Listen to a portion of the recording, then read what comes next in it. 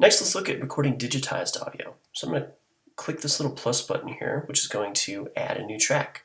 Or you can go up to track, new track.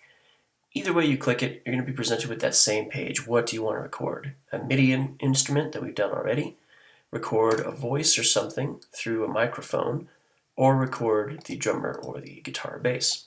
I'm going to go to my microphone and click create. And what this is going to do is now you can notice that whenever I talk, this level is going up or down. That's my input volume level. You want this to go all the way up to red, but not over red. If it goes all the way into the red, you're over-modulating your input device, and you don't want to do that. I'm going to click up here on System Preferences, and this is how you can turn down your input level for your instruments. So let's let this load for a second. You're going to go into Sound, and your input is right here. That's my internal microphone, and in this program it's starting to jump up to the red. I'm going to turn that down a couple clicks, and now my input volume isn't too loud. You can see it's changed it for the overall recording that I have going on. But my input level is now a little lower, and you want to be as close to red as possible without going over, so that you have very, very good loud input, but it isn't over modulating.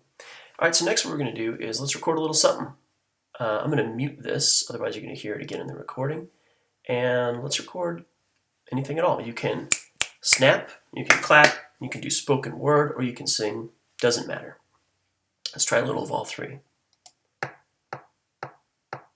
Alrighty, I'm doing a little spoken word. You can see my waveforms right here appearing as I record. Oops, I got it on loop record. Let's stop that. It's looping over and over again, and I'd rather record everything. I'm going to delete this. Just click on that and hit delete, and now you're good to go again. Let's try it once more. Okay, we're doing a little spoken word recording. Now we're going to do some snaps. And finally we're going to sing your little heart out, yeah. Alright, you can see I've recorded some digital audio here, and notice that it looks different. I'm going to unmute this now. Mute, unmute, that little button right there. This is the sequencer view for my MIDI information. If I click on this while my editor's open, I can see the waveforms. Let's play it back. Okay, spoken word recording. Now we're going to do some snaps. And finally we're going to sing your little heart out, yeah. Alright, so we've just seen some digital audio being recorded. You can see waveform here, and that consists of peaks and valleys. The peaks are the sounds that you hear, and the valleys are the silence in between. Or as you can see, a combination here when I'm singing, the louder parts of the singing versus the softer parts. And finally we're gonna sing your little heart out, yeah. Alright, if my input volume was too low, you'd have a lot of background audio and noise. But as it stands now, it sounds pretty good. Alright, so let's go to this digitized audio. Okay, I'm going to mute this one more time. Now we're going to do some snaps. Alright, so even though we have digitized audio, this will not speed up or slow down with the music track. Okay. Well, scratch that, it's going to try. But it's not going to sound as clean as you can do with MIDI. Looks like they've improved that. It's always kind of nice. So basically, whatever speed you record this at, you want to make sure you have it set before you play around with it. So yes, you can speed it up or slow it down, but it's not going to sound as crisp or as clean as it does at its original tempo and setting. That's kind of, again, like the analogy we have between a vector graphic, where you can resize it and play around with it without any kind of loss, versus a bitmap image, where if you try to take a really small one and resize it, it's not going to look as good. You're going to get pixelation. So same thing here, is you can do some speed up, slow down with it, but it's not going to sound as clean as if we do it regular. Let's speed it up just for fun, though. Okay, I'm doing a little spoken word recording. Now we use this. And finally we're going to sing. All right, so good stuff. What you can do, though, with digital audio, or digitized audio, sorry, is you can add some of those effects that we saw before from our effect pane. So right now I have a channel EQ on this, but let's go ahead and add something a little more fun. Let's say we have our distortion. Let's do a bit crusher.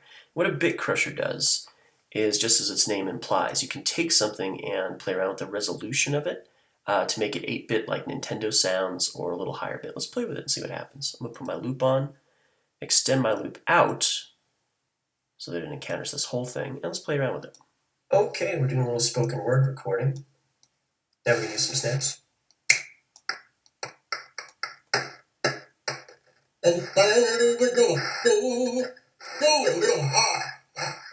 Okay, so that's what our bit crusher does. Kind of fun to play around with. Some other effects you can have, there's just a million of these. You can do delays or echoes. You can do a bunch of different things with filters like fuzz wah, auto filter, modulation like chorus, flanger. You can do a whole bunch of these. We can even do a pitch and do a pitch shifter. And the pitch shifter, I'm going to turn off my bit crusher for a second, is going to allow you to raise or lower the pitch of your voice.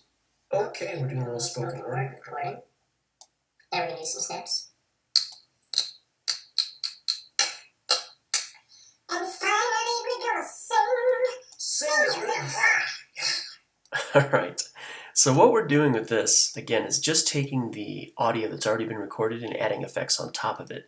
That's different from what we can do with MIDI, whereas with MIDI we can change what instrument is actually playing out this sound entirely.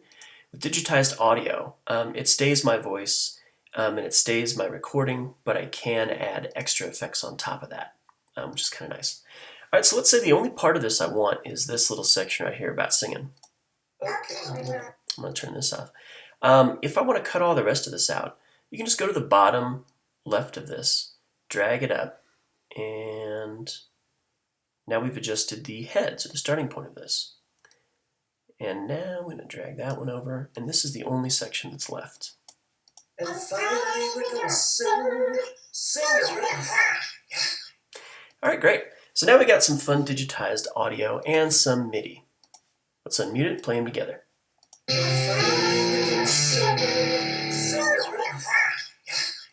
Excellent.